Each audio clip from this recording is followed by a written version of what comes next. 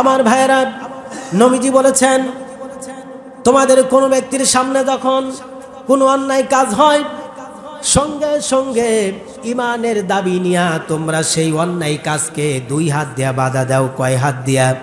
দুই হাত দিয়া বাধা দাও।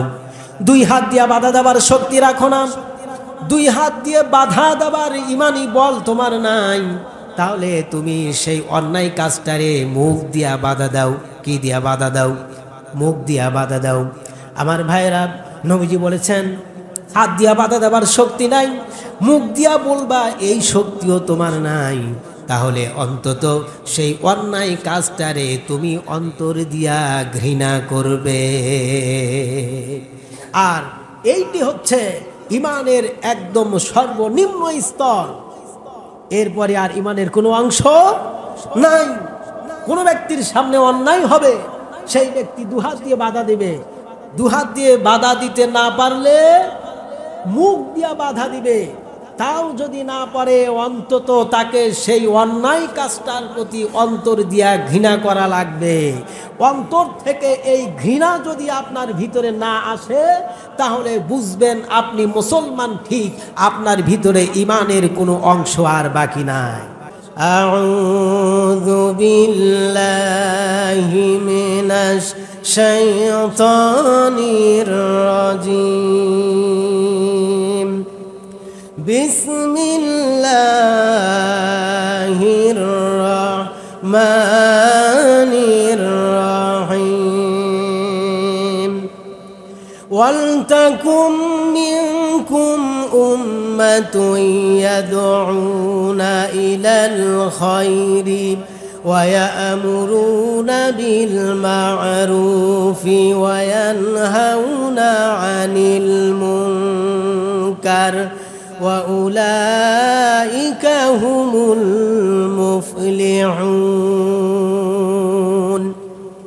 আল্লাহ রাব্বুল আলামিন বলেন, তোমাদের ভিতরে এমন একটা দল হওয়া দরকার, এমন একটা দল হওয়া জরুরি, যারা মানুষদেরকে কল্যাণের দিকে আহ্বান করবে, সৎ কাজের আদেশ করবে, অসৎ কাজে বাধা প্রদান করবে। আর এই কার্যক্রমগুলি যারা করবে, মূলত তারাই সফল হয়ে যাবে। কোন সুবহানাল্লাহ।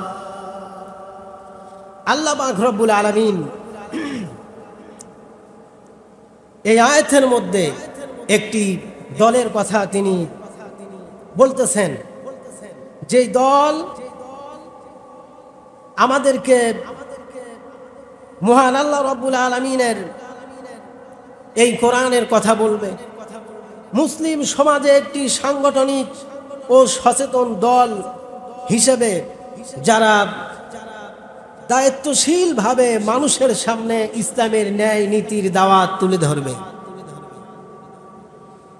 এটি ব্যক্তিগত কোনো আমল নয়, এটি একটি সামাজিক দায়িত্ব।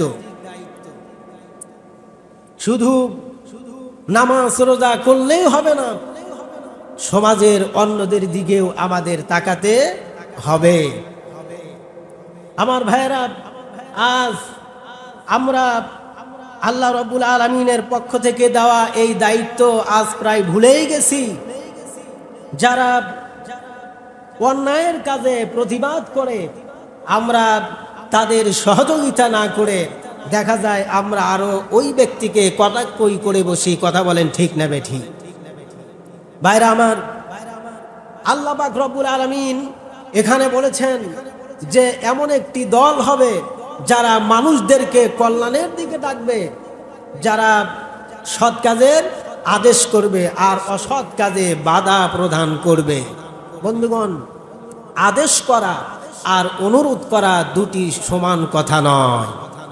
আদেশ করা এক জিনিস আর অনুরোধ হচ্ছে আরেক জিনিস।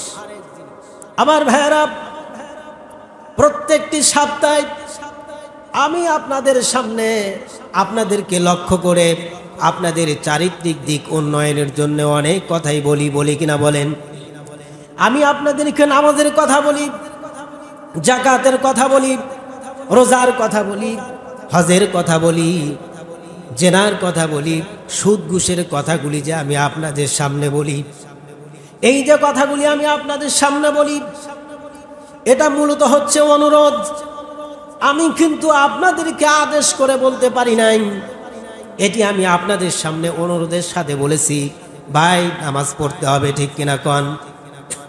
আমার ভাইয়েরা, আমাদের সমাজের ভিতরে এই যে এক শ্রেণীর মানুষ আছেন যারা তাবলীগের কাজ করেন, এই যে তাবলীগের ভাইয়েরা, তাবলীগের মুরব্বীরা, তাদের সাংসারিক, তাদের ব্যবসায়িক সমস্ত কার্যক্রম ফেলে রেখে তারা তাদের মাল সামানা তৈরি করে, দেখা যায় 1 মাস অথবা 4 মাসের মনে এক জেলা থেকে অন্য জেলায় তারা চলে যায়। মানুষের ঘরে ঘরে গিয়া মানুষের কাছে তারা এই নামাজের কথা বলেন, ভালো ভালো কাজের কথাগুলি বলেন, আদেশ দিয়া নাকি অনুরোধ দিয়া ধরে বলেন, অনুরোধ করে বলেন। আমার ভাইরা, এরপরে আমাদের এই দেশে অন্য দেশ থেকেও তবলিগ জামাতের মেহমান আসেন, যেমন পাকিস্তান থেকে আমাদের দেশে আসেন, এমনকি ভারত থেকেও আমাদের দেশে আসেন।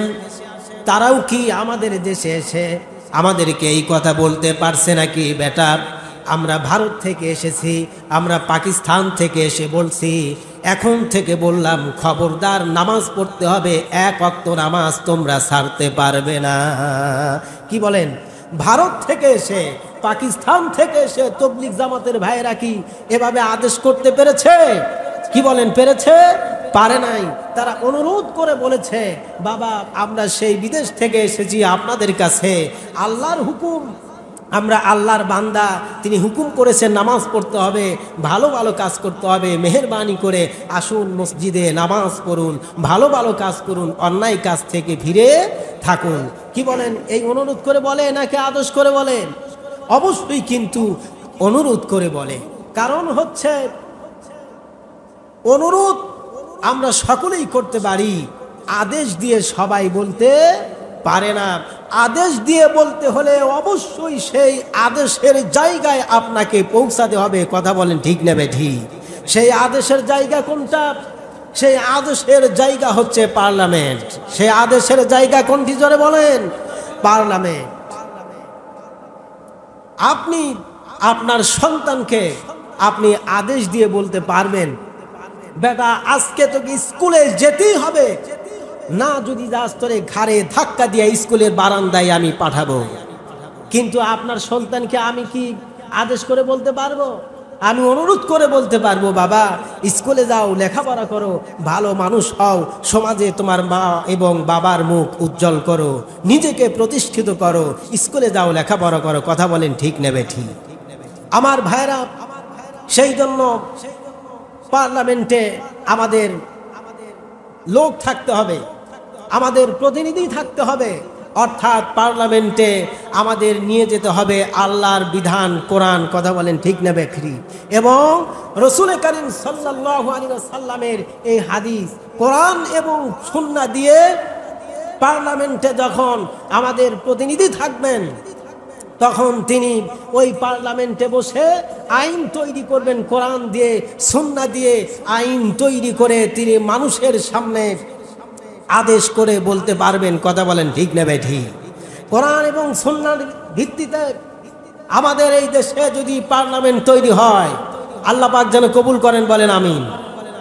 তিনি হবেন আমাদের রাষ্ট্রনায়ক, তিনি হবেন এই গোটা বাংলাদেশের সমস্ত জনগণের রুহানি পিতা, আর আমরা হব এই রাষ্ট্রপ্রধানের রুহানি ছেলেমেয়েরা। কথা বলেন ঠিক না বেঠিক? আমার ভাইরা, তিনি রাষ্ট্রের ওই চেয়ারে বসে কোরআন এবং সুন্নাহর মাধ্যমে তার এই বাংলাদেশের সমস্ত জনগণের পক্ষে, জনগণকে উদ্দেশ্য করে তিনি বলবেন, আজকের এই বাংলাদেশের 18 কোটি মানুষ, বালেগ নারী এবং পুরুষ 1 ওয়াক্ত নামাজ আর কায়দা করতে পারবা না, সুদ খেতে পারবা না, ঘুষ দিতে বা নিতে পারবা না, জেনা করতে পারবা না, বদমাইশি করতে পারবা না। আমার ভাইরা, এরপরে আদেশ দেওয়ার পরে যদি আমরা সেই আদেশকে অমান্য করি, মানতে যদি না চাই, তাহলে সরকারের বাহিনী দিয়া আমাদের ঘাড় ধাক্কা দিয়া তিনি মসজিদে আমাদেরকে ঢুকানোর ক্ষমতা রাখেন। কথা বলেন ঠিক না বেঠিক? রাখেন কিনা বলেন? রাখেন।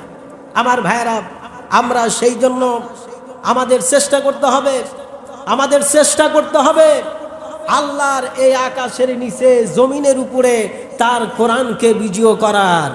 কি বলেন? আমরা কি আমাদের এই দেশে আমাদের কোরআনকে বিজয় হিসেবে দেখতে চাই? কোরআন এবং সুন্নাহকে যদি আমরা বিজয় হিসেবে দেখতে চাই, তাহলে অবশ্যই যারা কোরআন এবং সুন্নাহ নিয়ে এই পৃথিবীতে, এই দেশে তিনি কোরআনের রাজ কায়েম করতে চান, অবশ্যই তাদের সাথে আমাদের লড়তে হবে। কথা বলেন ঠিক না বেঠিক?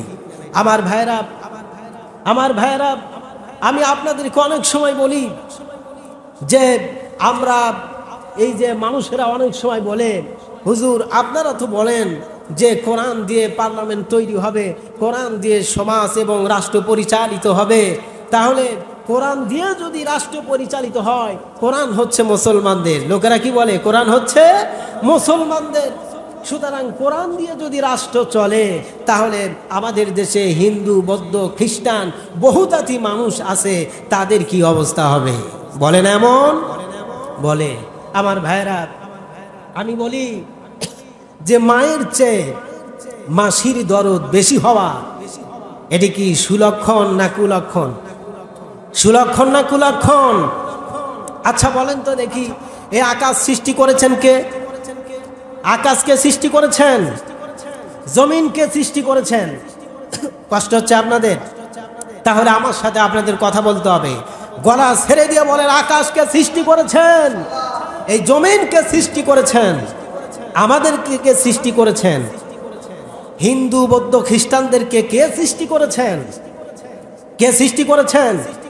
অবশ্যই আল্লাহ রাব্বুল আলামিন, তিনি তাদেরকেও সৃষ্টি করেছেন, আমাদেরকেও সৃষ্টি করেছেন। আচ্ছা, আপনাদের পার্শ্ববর্তী আমি বলবো না, আপনার প্রতিবেশী তো হিন্দু ভাইয়ের ঘর আছে, আছে না? আছে। আচ্ছা বলুন তো, আপনারা এই যে সমাজের ভিতরে আপনারা মুসলমান, কিন্তু আপনার প্রতিবেশী একজন হিন্দু ভাই, আজ বছরকে বছর ধরে তারা আপনাদের সাথে একই সমাজে বসবাস করছে, তাদের ধর্ম তারা পালন করছে, আপনাদের ধর্ম আপনারা পালন করছেন, তাদের জায়গা জমিতে তারা তাদের স্বাধীনভাবে হাল চাষ করে খাচ্ছে। কোনোদিন কোনো সমস্যা হয়েছে? কি বলেন, সমস্যা হয়েছে? এমনটা কোনোদিনও হয় নাই যে মুসলমানদের সূর্য ওঠে পশ্চিম দিক থেকে, আর মুসলমানদের সূর্য যখন ডুবে যায় তখন হিন্দুদের জন্য আলাদা সূর্য পূর্ব দিক থেকে ওঠে। হয়েছে এমন? কি বলেন, হয়েছে? মুসলমানেরা টিউবওয়েল চাপ দিলে মিষ্টি পানি বের হয়, আর হিন্দুরা টিউবওয়েল চাপলে দুর্গন্ধ, শক্ত এবং আপনার কি বলে তাপওয়ালা গরম পানি বের হয়, না কি বলেন? আপনারা যখন ডাবের পানি খান ওই সময় খুব স্বাদ লাগে, আর হিন্দুরা যখন ডাব কেটে শখ করে পানি খেতে চায়, তিতার চোটে তাদের মুখ কি কানের কাছে চলে যায়? কি বলেন, হয়েছে কখন এমন? হয় নাই। তাহলে কেন আপনারা এই চিন্তা করেন যে কোরআন যদি পার্লামেন্টে যায়, কোরআন যদি সংবিধান হয়, তাহলে হিন্দুদের অবস্থা খারাপ হবে? না, কোরআন যখন পার্লামেন্ট হবে তখন মুসলমান যেমন শান্তিতে থাকবে, হিন্দুরাও তেমন শান্তিতে থাকবে।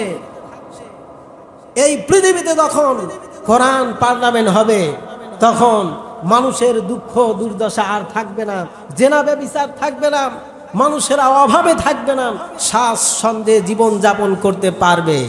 আমার ভাইরা, আমরা যে কোরআন নিয়ে চলি, এই কোরআন কি শুধু মুসলমানদের? কি বলেন, এই কোরআন কি শুধু মুসলমানদের?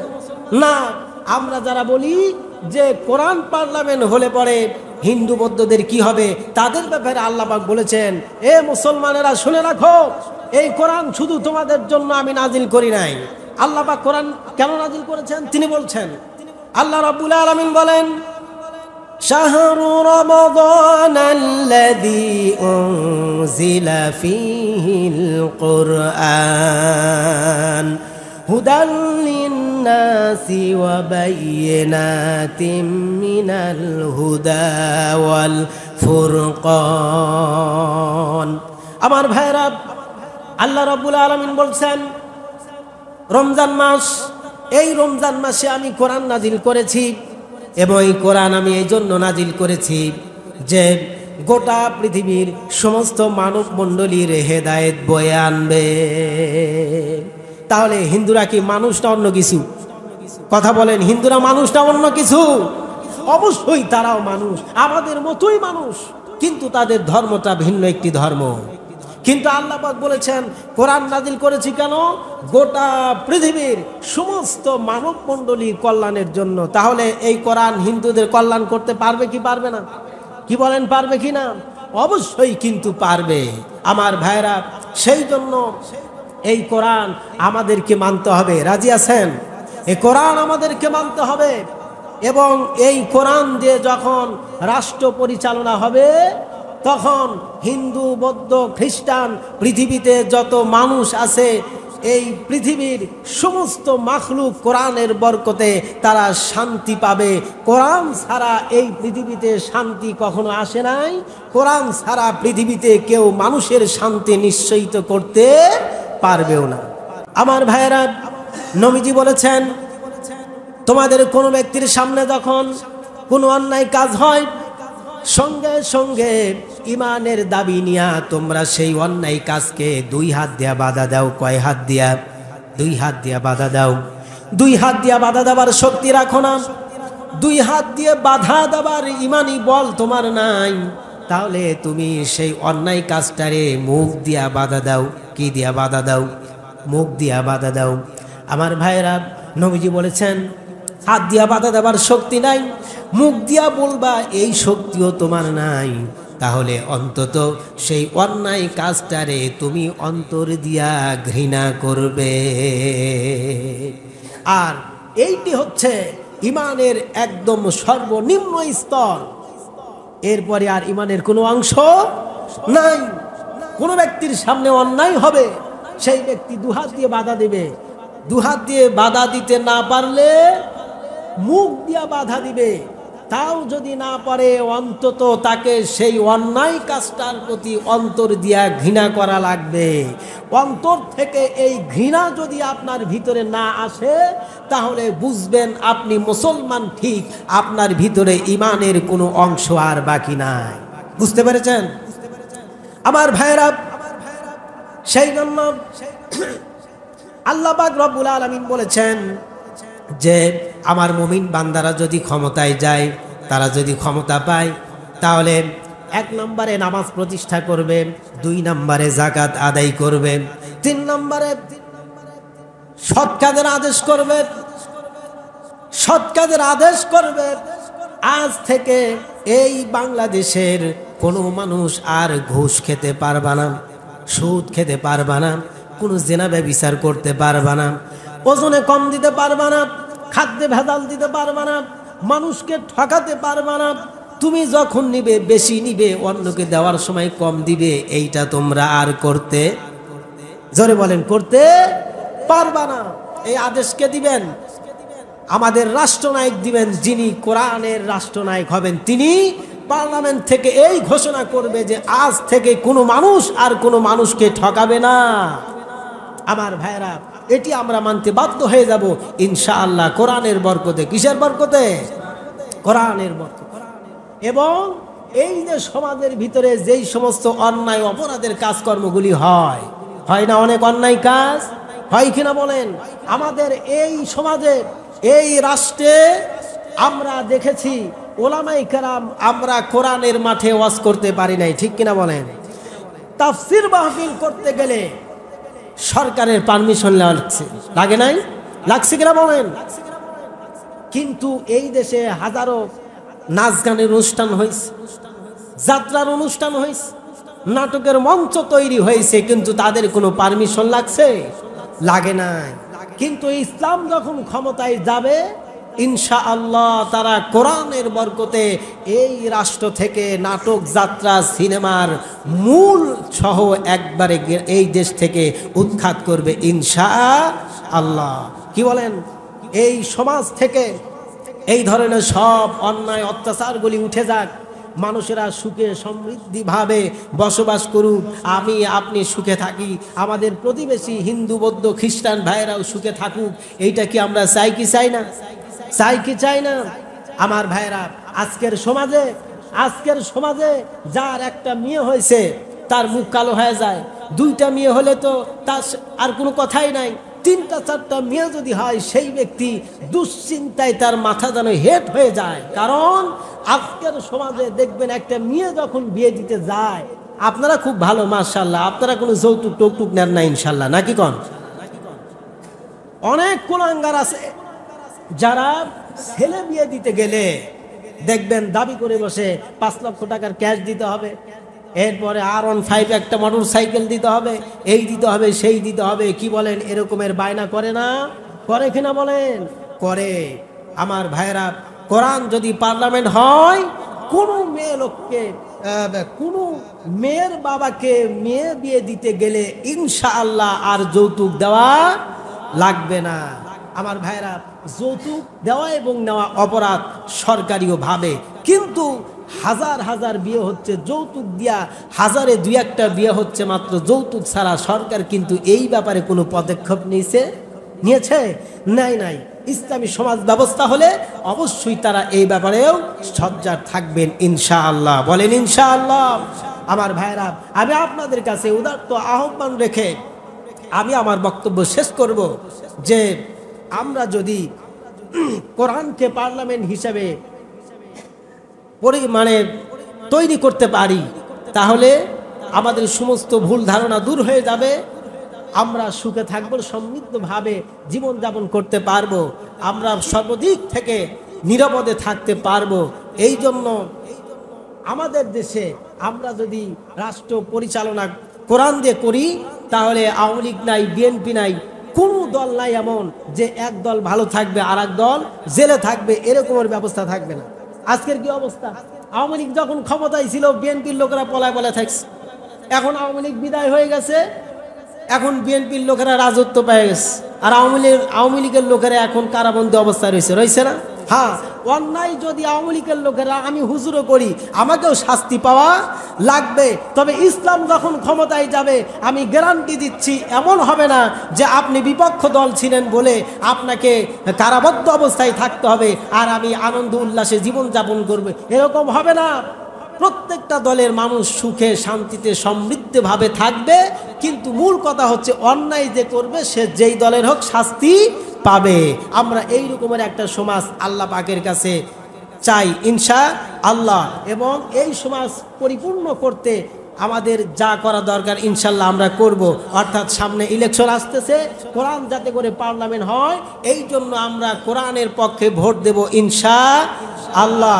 আল্লাহ পাক রব্বুল আলামিন যেন আমাদেরকে এই কোরআনকে বাস্তবায়ন করার জন্য যদি জীবন দেওয়া লাগে, আল্লাহ পাক যেন জীবনটাও আমাদের দেওয়ার তৌফিক দেন। জান মাল কোরবানি করে আমরা যেন সামনে এই সংসদে কোরআনকে পার্লামেন্ট করতে পারি, এই তৌফিক যেন গোটা বাংলার মানুষকে আল্লাহ পাক দেন। বলেন আমিন।